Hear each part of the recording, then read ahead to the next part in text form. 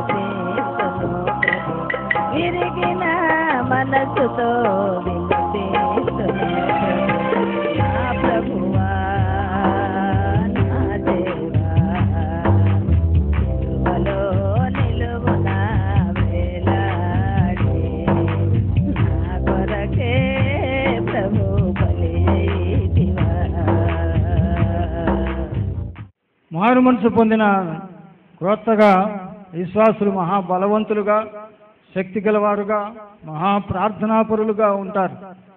రోజులు గడిచిన కొద్దీ వాక్యంలో ప్రార్థన చేయుటలో వెనుకబడి దేవుని ఆజ్ఞకు లోబడక శక్తిహీనులుగా, బలహీనులుగా అయిపోతుంటారు.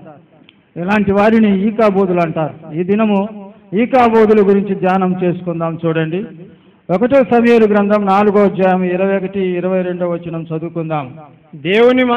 దేవుని మందసము పట్టబడినదను సంగతిని విని తన మామయ్యు పెనిమిదియు చనిపోయిన సంగతిని తెలుసుకొని ప్రభావం ఇశ్రాయేలు నుండి పోయనని చెప్పి తన బిడ్డకు ఈకాబోధని పేరు పెట్టెను. తలలు వంచండి, ప్రార్థన చేసుకుందాం. కృపగల దేవా, పరిశుద్ధుడా, నీ పాదములకు స్తోత్రములు స్తోత్రములు. నాయన, చదివిన వాక్యము ద్వారా మీరు మాట్లాడండి, ఆశీర్వదించండి. వాక్యం వినుచున్నగా అనేకులు మారు మనసు పొందే కృప అనుగ్రహించమని యేసు ప్రభు నామముపేట వేడుకొంచున్నాము తండ్రి, ఆమేన్. మారు మనసు పొందిన కొత్తగా ప్రార్థనాపరులుగా, బలవంతులుగా ఉంటారు. రోజులు గడిచే కొద్ది దేవుని బిడ్డలు బలహీనులైపోయి దేవుని యొక్క శక్తిని, దేవుని యొక్క ప్రభావమును పోగొట్టుకుంటుంటారు. ఇలా ప్రభావమును పోగొట్టుకున్న వారిని ఈకాబోధులని మనము తెలుసుకున్నాం. ఈకాబోధు అనగా ప్రభావము పోయెను అని అర్థము. ఇదేమో ప్రభావము పోవునని విషయం ధ్యానం చేసుకునే ముందుగా ఈ వాక్యములో కొన్ని విషయాలు ధ్యానం చేసుకుందాం. ఏలీ యాజకుడు, ఇశ్రాయేలుకు న్యాయాధిపతిగా 40 సంవత్సరములు ఉన్నవాడు. ఏలీ అనగా ఎత్తు అని అర్థం. దేవుని సేవలలో బహుగా ఎత్తుగా ఎదిగిన వాడు, శక్తి కలిగిన దేవుని బిడ్డగా జీవించిన వాడే. కానీ ఆయనకు 2 కుమారులు ఉన్నారు, ఫీనేసు, హొఫ్నీ అని. హొఫ్నీ అనగా పిడికిలి బిగించుట అని అర్థం. దేవుని సేవ చేయటంలో తండ్రి పిడికిలి బిగించగా కుమారులు దేవుని సేవలో, దేవుని పరిచర్యను చెడగొట్టడంలో పిడికిలి బిగించినారు. అన్ని విధాలుగా న్యాయాధిపతిగా, యాజకుడిగా ఉన్నా కూడా దేవుని సమక్షములో తన బిడ్డలను ఏ విధంగా పెంచాలనో తెలుసుకోలేకపోయినాడు. దేవుని మార్గంలో తన బిడ్డలను పెంచుటలో విఫలమైపోయినాడు.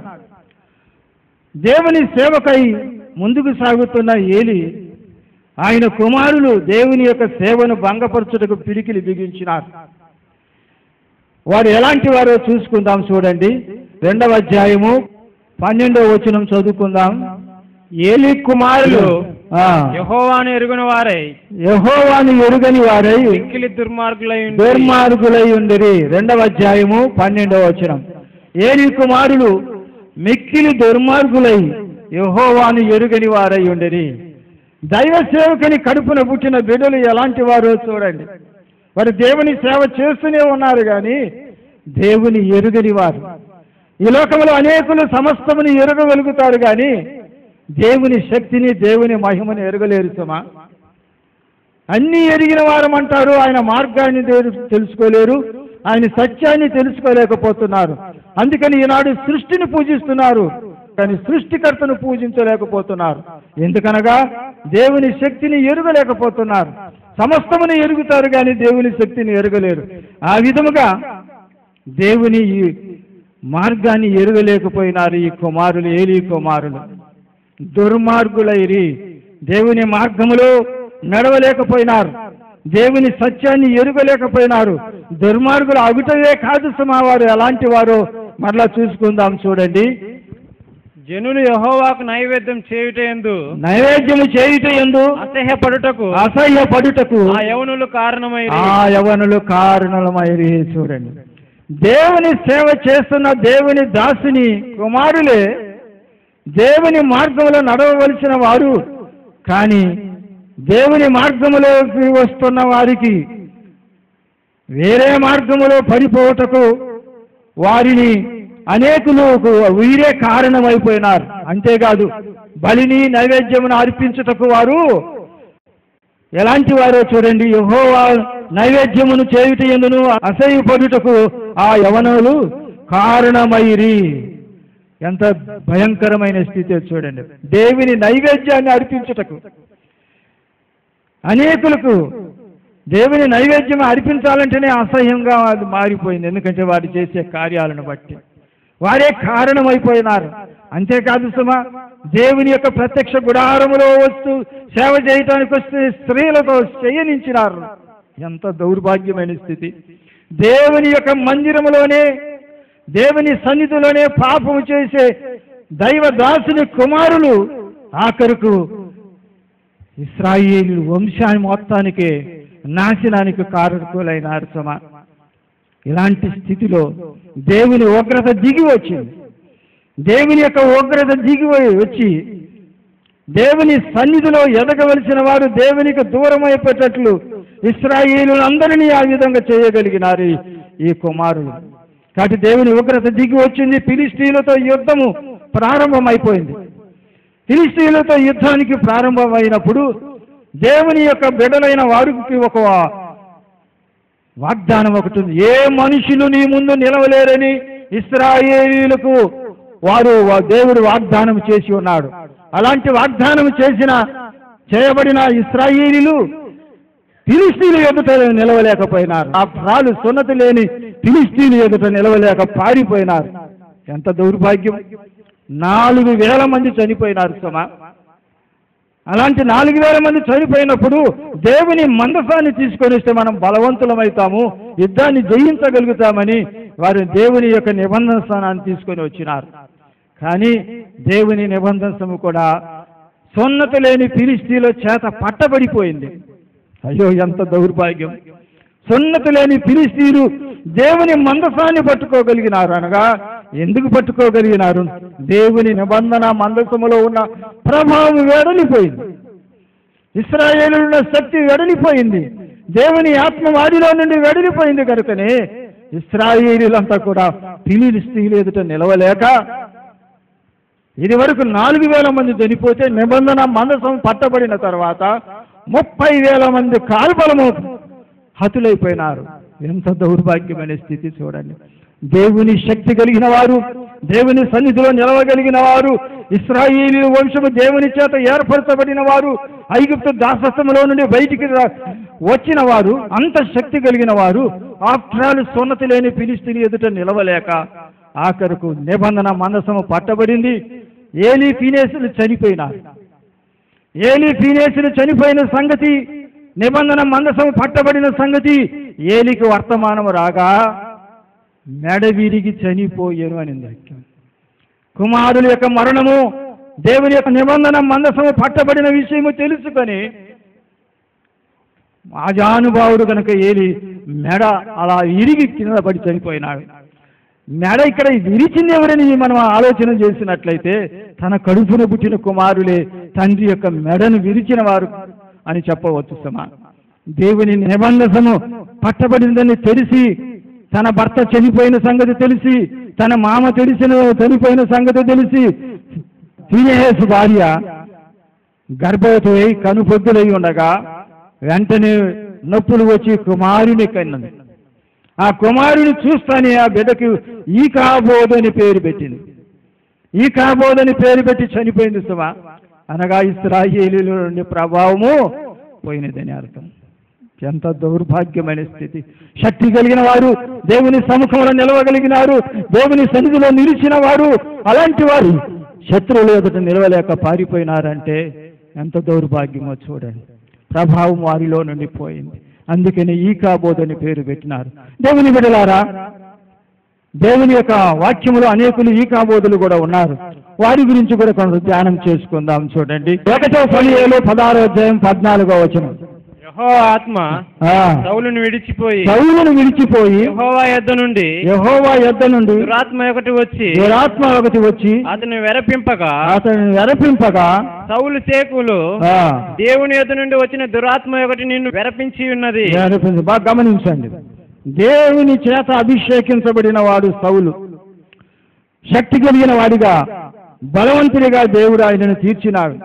దేవుని ఆత్మచేత నింపబడినాడు. ప్రవచనాలు చెప్తూ ఉన్నప్పుడు ఆయనకు కొత్త మనసు రావటము, దేవుని శక్తి ఆయనలో ఉండటము. అలాంటి సౌలు శక్తి కలిగిన వాడు ఒకనొకనాడు ఈకాబోధ అయిపోయినాడు. మరలా అదే చదువుకుందాం. చూడండి 1 సమూయేలు 16-14 వచనం.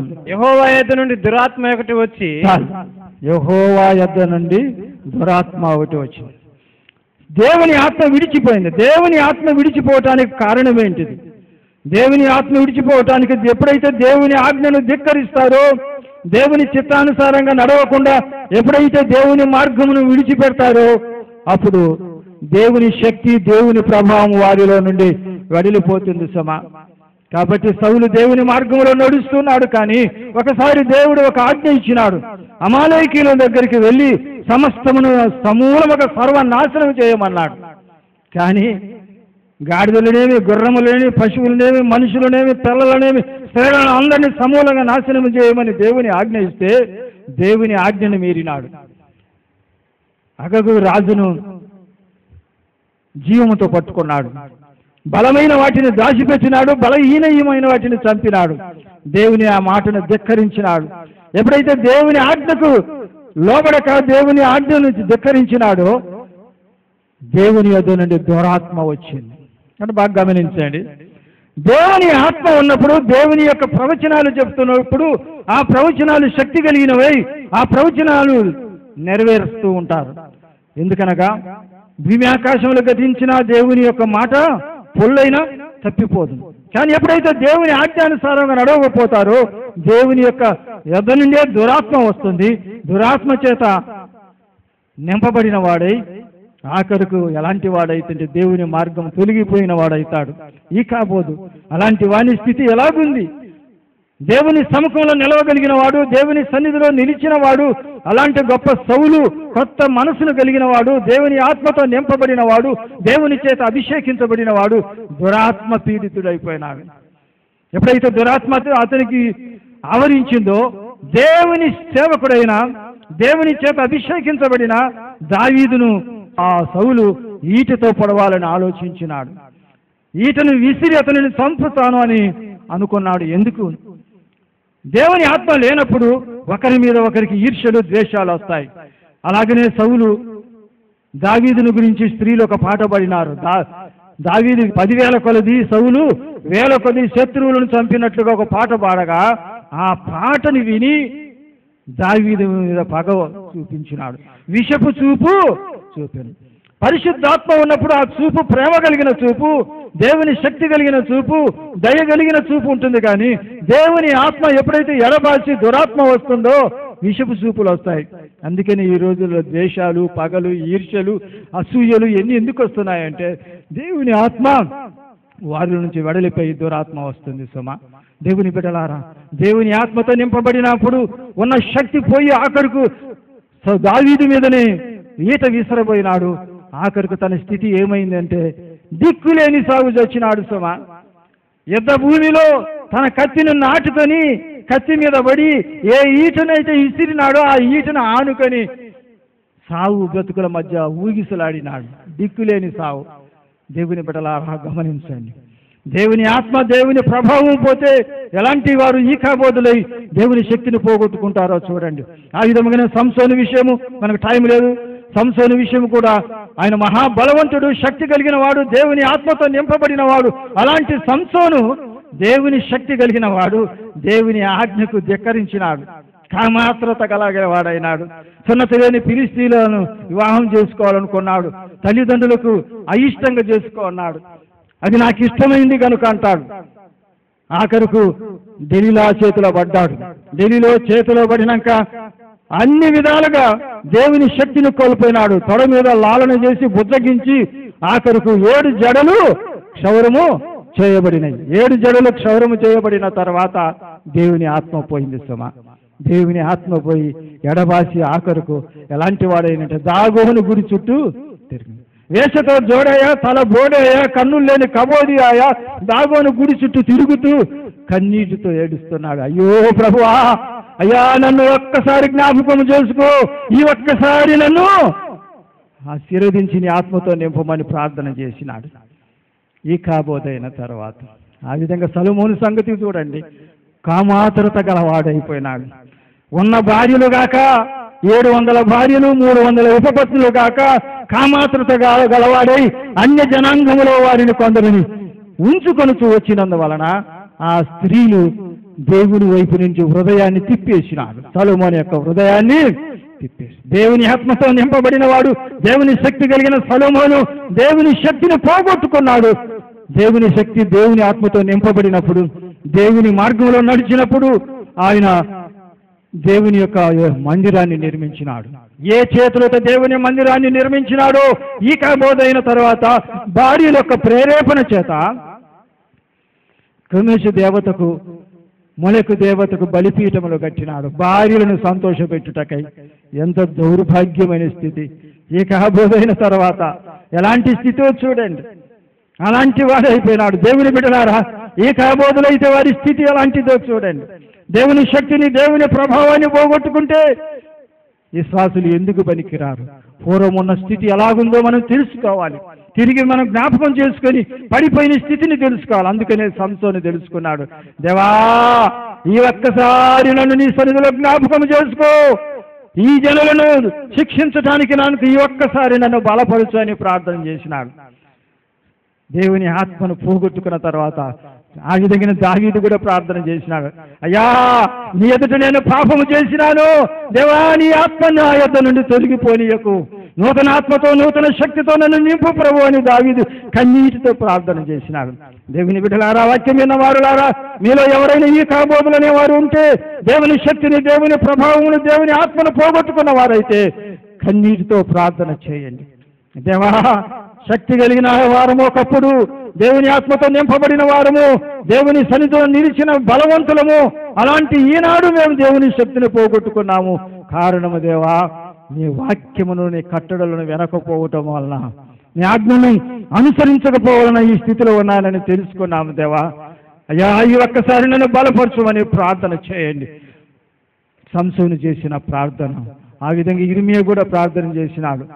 దేవా మా పూర్వ స్థితి మాకు మరలా దయచేయమన్నాడు. మా పూర్వ స్థితి అనగా ఒకప్పుడు ఎంత వైభవంగా ఉన్నాము, ఒకప్పుడు ఎంత శక్తి కలిగిన వారమై ఉన్నాము, ఒకప్పుడు ఎంత ప్రార్థనా పరులమై ఉన్నాము, ఒకప్పుడు అన్ని విధాలుగా మేము శక్తి కలిగిన వారమైనాము. ఆ శక్తిని తిరిగి మాకు దయచేయి ప్రభువా, నీ ఆత్మ మా యొద్ద నుండి తిరిగిపోనీయకూడదని బలముగా ప్రార్థన చేసేవారమై ఉండాలి. దేవుని శక్తిని కలిగిన వారమై, దేవుని బిడలమై, దేవుని చిత్తానుసారంగా జీవించగలడానికి మరలా మనం ప్రార్థన చేసుకుందాం. ఈ కాబోదులు ఎవరైనా ఉంటే దయచేసి తలలు వంచండి, ప్రార్థన చేసుకుందాం. అందరూ ప్రార్థన చేయండి. దేవా వాక్యం విన్నాము నాయన, అయ్యా ఈ కాబోదుల గురించి ధ్యానం చేసినాము నాయన. ఇశ్రాయేలు దేవుని ఎదుట నిలవగలిగిన వారు, శక్తి కలిగిన వారు, ఏ శత్రువులు వారి ఎదుట నిలవలేని అంత గొప్ప శక్తి కలిగి దేవుని వాగ్దానం కలిగిన వారు సున్నతి లేని ఫిలిస్తీన్ల ఎదుట నిలవలేకపోయినారు. దేవా అయ్యా వారు ఈ కాబోదులు అయిపోయినారు ప్రభువా. అయ్యా సొలొమోను దేవుని శక్తిని, దేవుని బలమును, దైవ జ్ఞానము కలిగిన ఆ సొలొమోను మహారాజు దేవుని శక్తిని, ప్రభావమును పోగొట్టుకున్నట్లుగా వాక్యం విన్నాము నాయన. సంసోను దేవుని ఆత్మతో నింపబడిన వాడు, శక్తి కలిగిన వాడు, వేశ్యతో జోడై, తల బోడై, దాగోను గుడి చుట్టూ కబోది అయి విసిరే బలహీనుడైపోయినాడని విన్నాము నాయన. ఒకప్పుడు మేము కూడా మా స్థితిలో ఎలాగున్నామో నీకు తెలుసు ప్రభువా. శక్తి కలిగిన వారు బలవంతులము నాయన, ఈనాడు బలహీనలం అయిపోయినాను ప్రభువా అని ప్రార్థన చేయండి. దేవా బలహీనమైన మమ్మల్ని దీవించు నాయన, నీ శక్తిని, నీ ప్రభావం మా మీదకి దిగిరా నీ ప్రభువా.